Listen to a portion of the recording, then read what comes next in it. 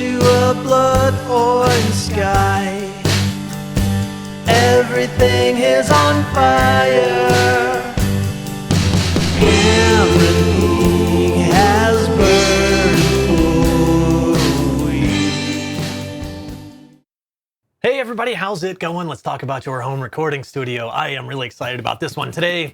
Inside this box is an audio interface I've been looking forward to using for a long time. So audio interfaces don't do anybody any good inside of a box. Let's get it out of here real quick.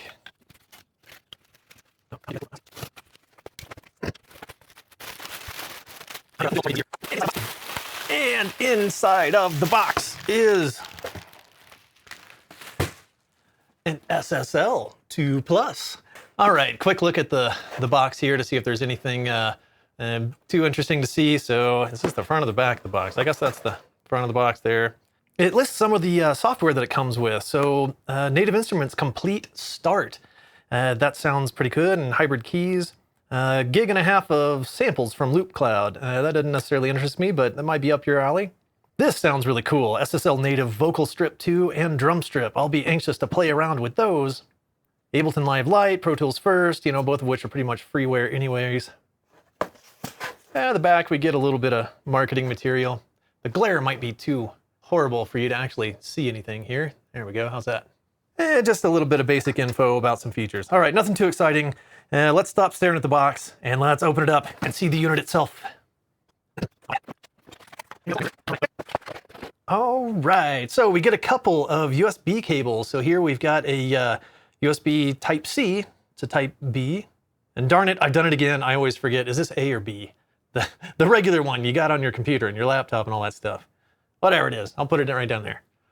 And then here you end up with a USB-C to USB-C. So if your computer has Type-C on it, you can just go straight into there. Very cool. We get what looks like kind of a quick start guide here. Just a fold out. Oh, it's mostly safety information.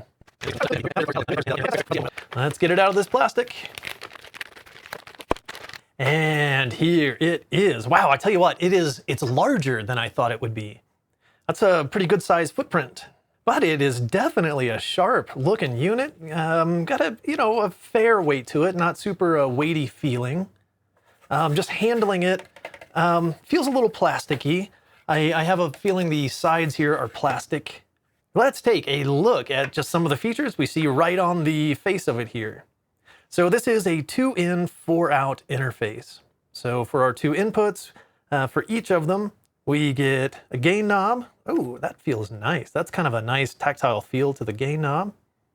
We get push buttons for our 48-volt phantom power to switch between line and instrument input.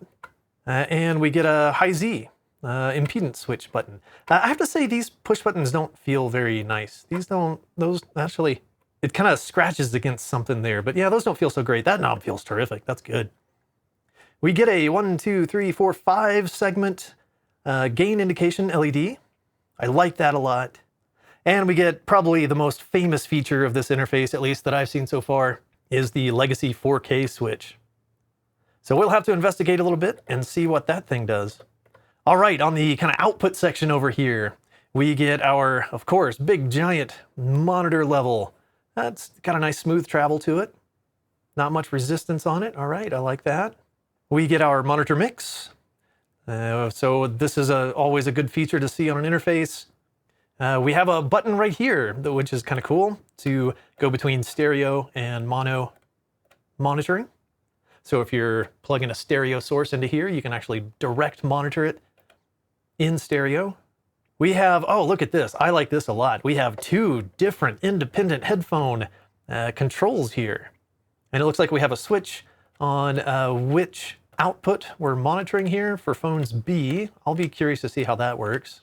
So far, A+ on the knobs and about a C on the push buttons. Let's take a look at the back panel here. We get our Kensington lock. We've got our USB Type-C output. I always like to see this. We got 5-pin MIDI in and out. Here's our 2 outputs for our headphones, A and B. And for our outputs, this is kind of curious. Outputs 1 and 2, it looks like we can use balanced TRS cables or unbalanced RCA. And then for outputs 3 and 4, for some reason, we can only use unbalanced RCA. All right, and kind of the main show here, we have our 2 combo inputs. So these will accept either XLR or TRS or TS if you're plugging an instrument like a guitar or bass straight into it. All right, overall, I have to say, it looks great. I mean, the kind of fit and finish here, it's got a nice kind of look to it. All right, so it's more of a kind of a desktop format. So wherever you put it on your desk, you're gonna have to have access to the top and the rear here in order to do your thing. Well, I guess enough looking at it and pointing at it and talking about it. Let's get down to using it. So first things first, all right, which of these cables am I gonna use? So I think as just something different, I know my motherboard does have a Type-C input on the back of it, so as something new, I'm gonna just use the USB-C to C cable. Hopefully this is long enough to reach where I need it to. It is not going to be long enough. Oh man, Motu did this to me too, where they give you about a 3-foot cable. I guess if your interface is located on your desktop right next to your computer, that's kind of nice to keep cable clutter down, but it's not even close to long enough to reach where I need it to reach. So I'm gonna need to go get my own cable. All right, so the easy part. We know right where to plug this thing in. Right there, all right. Hey, all right, hey, look at that. So we get our USB indicator light. I think that's the most important thing. I saw there briefly, it looked like we got a little bit of a light show on the gain meters. Now, the next thing we need to do is get the drivers installed. I'm gonna be using this on Windows. If you're using it on Mac, as far as I understand, it's class compliant, so there's no drivers or anything to download. For Windows, we need to download the ASIO drivers. So I'm just gonna Google SSL2. Oh, it looks like it's in my search history. I must have already done this. And look at that, the very first non-promotional result is solidstatelogic.com. So let's go there. I don't remember if I want to go to support. Oh yeah, so if I hover over support, we get the, oh, where'd it go? Where'd it go? There we go. We get the downloads thing here. Let's try that. Select a product. And we have the SSL2 Plus. And we're gonna download it, for Windows. All right, let's do that. And some agreement stuff. Wow, it's way down there. Okay, download. I didn't see the download start. Let's click it again. Download. I tell you what, let me turn off my ad blocker just in case. That might be goofing it up. Download the and we download the Dudes, your download isn't working, fellas. I'm using Chrome on Windows 10. That's about the most common combination that there is on the planet. Okay, let's right click, let's open link in new tab. Oh, okay, so I right clicked, open link in new tab. It briefly opened a new tab and then it downloaded. Let's run it. There we are. Okay, welcome to yada, yada, yada. All right, let's let it do its thing. Okay, pre-installation was successful. Okay, that wasn't the install, that was the pre-install. Okay, we're completing and it has been installed. Okay. All right, not the smoothest of driver downloads I've ever experienced, but we got it downloaded, we got it installed. So next thing is, let's fire up a DAW. As always, I am not gonna bother with the DAWs that they supply you with here, so it looked like it was Ableton Live Lite or Pro Tools First. I am gonna use what I know and love, which is Reaper. You use what you know and love. So first things first, no matter which DAW you're using, you're gonna need to go in and tell it that you want to use the SSL2 Plus as both your inputs and your outputs. So in Reaper, it's easy enough. Way up here in the corner, I will click on this panel here, and that'll bring up my preferences to my audio device settings. So the audio system, yes, we want ASIO. And for the ASIO driver, I don't want my interface. I want solid state logic ASIO driver. There we go. That's very cool. And we need to tell it what inputs and outputs to enable. So there's only 2 inputs. So we'll enable inputs 1 through 2. Now there are 4 outputs. So let's enable 1 through 4. I am going to uncheck request sample rate and request block size. I'm going to see if I can set these through the control panel, whatever control panel it is that came with this interface. So I'm going to click on the ASIO configuration here, and let's see what comes up. Hey, all right, so it gives us a pretty plain Jane, pretty simple little thing here. I would say the most important setting here is going to be your buffer size. This is going to determine how much latency you're going to experience, input and output. Oh, and it actually tells us right here. So at 128 samples at 48 kilohertz, we're looking at a 5 millisecond input latency and a 4.5 out. I wouldn't say that's great. Let's bump that down to 64 samples. We can probably get away with that. Okay, so less than 3 milliseconds in and less than 3 milliseconds out. So I think that is going to be perfectly acceptable for our purposes. Let's see. Oh, this is another one of those ones where it's kind of like Behringer and Native Instruments. Drivers, they will tell us what sample rate we're set at, but we don't have a way to set it within this control panel. So we have to go somewhere else to set our sample rate. So let's test that out here real quick. So that's when this feature comes in handy in Reaper. I'm going to check this box to say request sample rate. So it's already requesting 48 kilohertz. So let's do 44,100. Well, that's the 44.1K. And let's say OK. And up here it's reporting that it looks like it took it. And let's go back to that control panel and see. And status, yep, so it took it. Okay, it just took a few minutes to plug it in and power it up, to locate the drivers online, download them and install it, and then get it configured to work in our DAW. So now that the boring part is over, let's do the fun part. Let's actually send some signal through it. Let's make some music with this thing. I am going to plug a pair of headphones into one of the headphone jacks, and that's how I will hear what I'm doing. So no great mystery here. Headphones plug into, so I'm just going to go into headphone A. And in order for you to hear what I'm doing, I am going to go from the main outputs of this interface into my other interface that's recording back here, so you can hear everything that I do through this interface. So first things first, I need a beat to play to. I need something to keep tempo to. So for this part of it, I'm just going to use some sample drums, probably Easy Drummer or Superior Drummer or something. I'm going to use my MIDI controller keyboard back here and just tap in something simple, probably snap it to grid and everything, just so I can have a good solid foundation to keep tempo to. Let's do that real quick.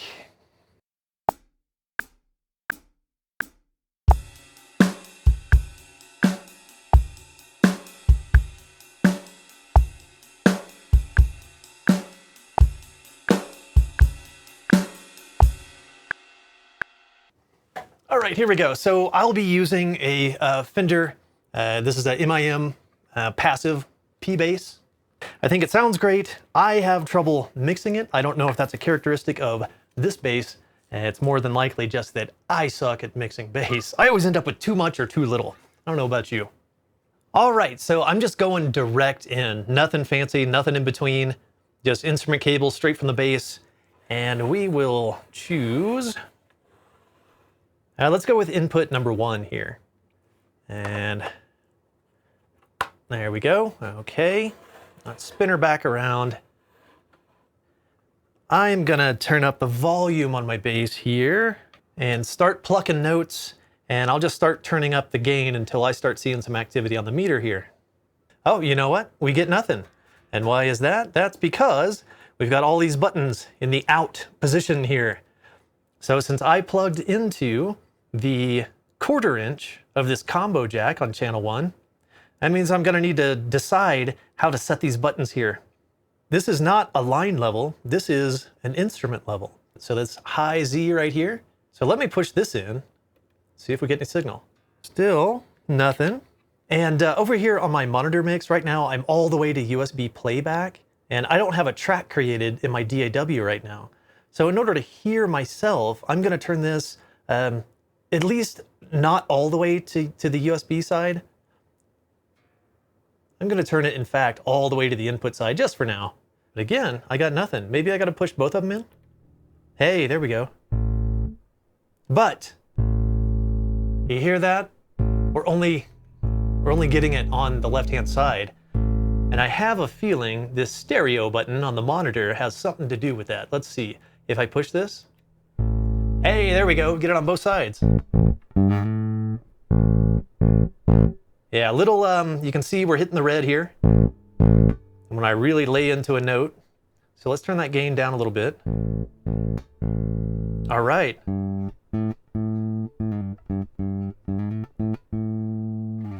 So in order to hear anything, I had to have both of these pushed down. Now, if I what do you say, uncheck, undepress this high Z button, it's gonna think it's a line level signal coming in, but it's not. So I have a feeling that's gonna make it much quieter to us, how we hear it, and it's probably gonna rob a little bit of high frequency out of it. Let's just try it and see. Yeah, much quieter. Let's crank this up a little bit. Yeah, took a little bit of high frequency out. I mean, that may just be my imagination, but let's turn this back down. Let's push the high Z back in.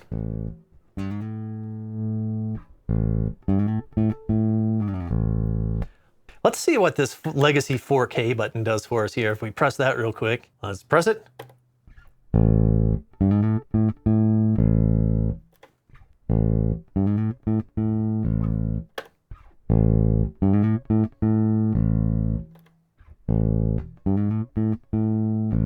It does actually add like a little bit of upper, maybe not high frequency, but just a little bit of excitement, just a little bit of something to it. That's probably not such a bad thing to have. So I think I'm going to leave it on.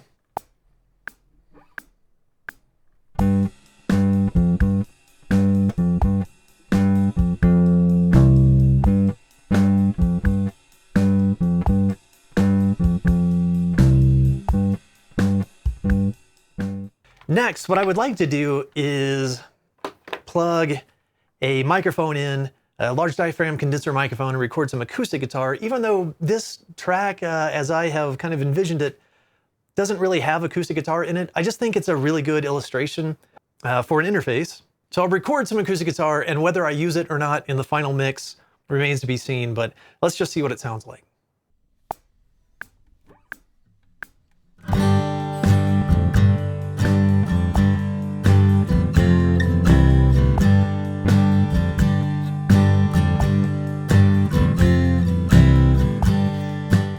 And next I want to record some electric guitar.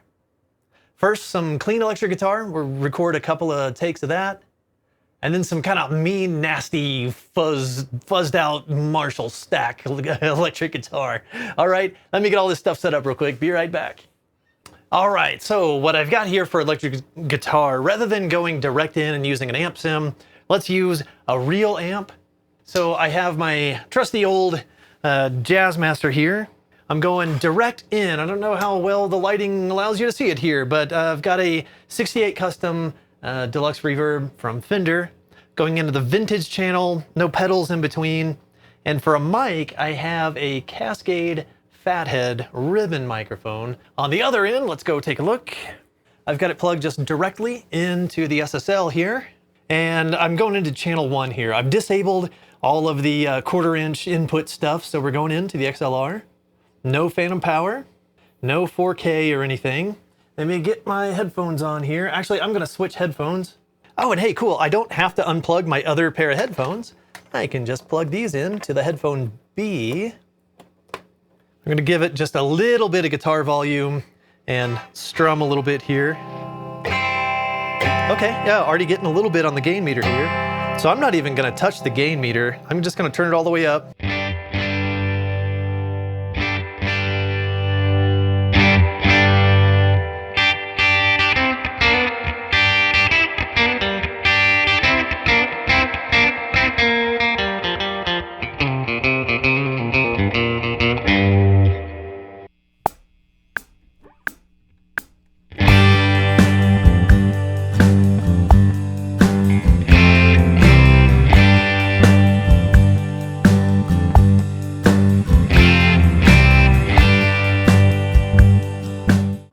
I think I'm gonna do it again, only this time change the settings a little bit.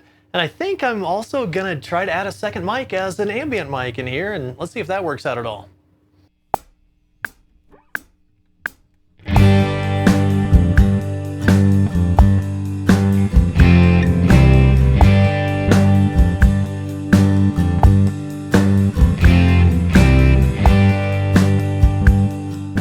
Okay, something that I don't, for some reason, I don't really get to do nearly enough when recording in my home studio. I don't know why, it's my studio, I can record whenever I want, but it just doesn't tend to fit into my songs very often, but just some hopefully huge sounding fuzzed out guitar. So for this one, I'm gonna break out the Les Paul.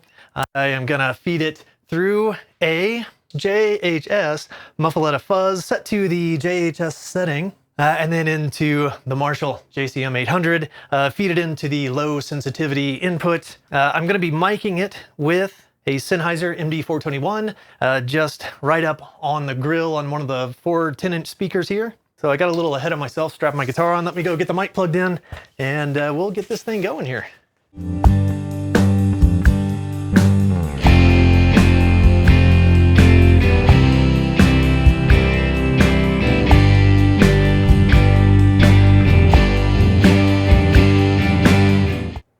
All right, I got everything moved up here and set up. Let's take a quick look at the setup. So for microphones on the drums, I'm just doing a 2-mic setup. I'm basically doing a 1 close mic right up here and 1 distant mic way back there. Hopefully it'll pick up a lot of ambience, hopefully not too much.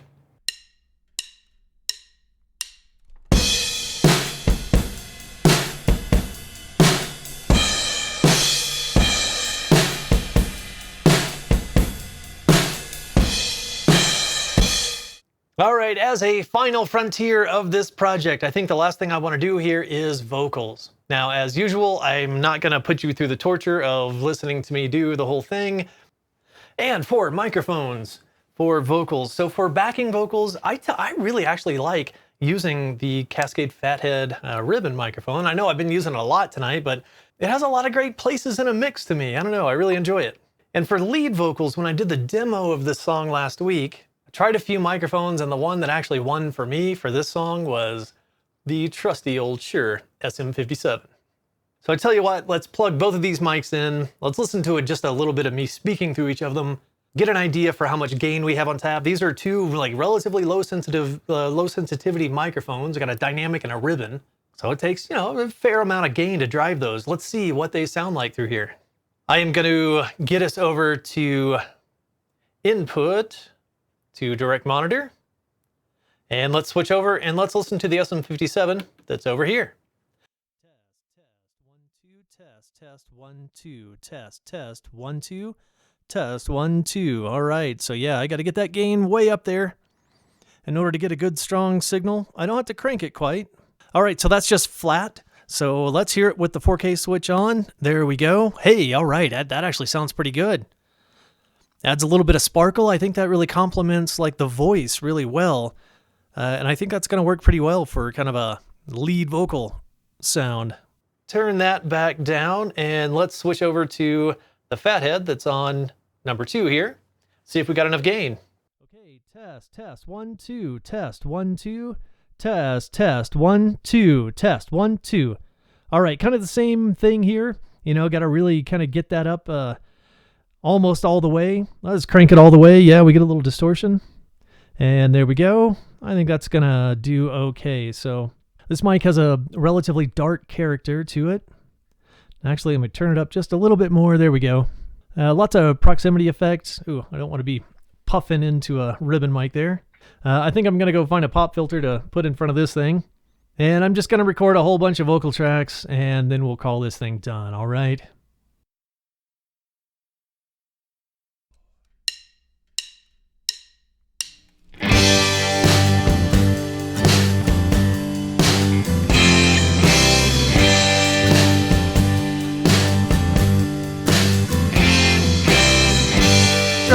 Into a blood orange sky, everything is on fire.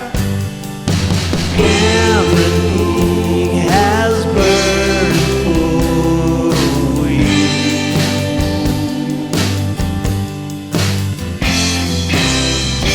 Ash falling from the sky. There's people running. There's no safe place to run.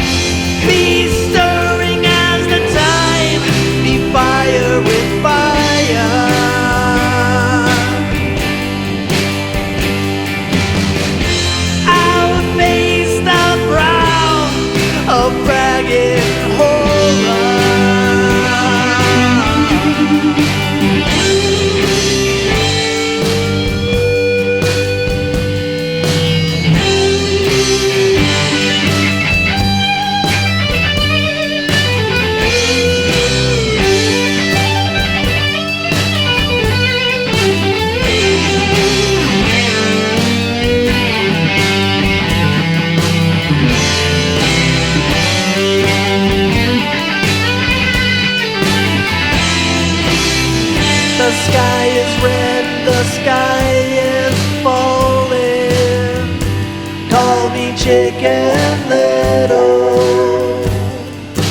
Williamsburg has burned till it's brittle.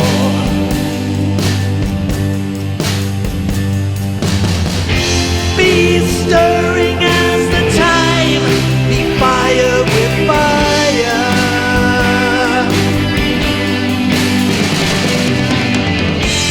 Outface the brow of bagging horror.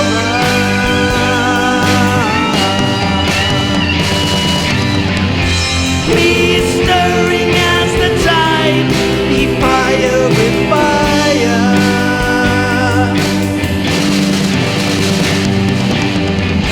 Outface the brow of bragging horror.